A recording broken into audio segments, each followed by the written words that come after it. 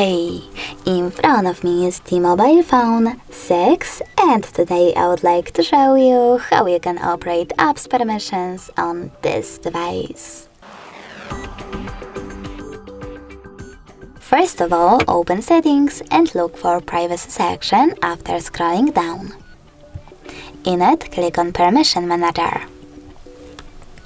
Now select one of your device's features, like, for example, location, and tap on one of your apps, in my case, maybe camera.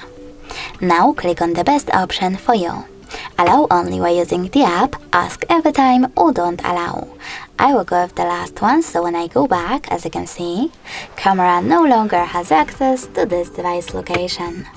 But you can always go back, click on any feature and look for an app that you are interested in.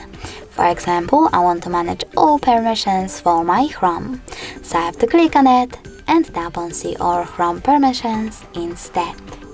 Then manage all of them only for this app from here. Thanks so much for watching. If you enjoyed this video, leave a like, comment and subscribe. Bye!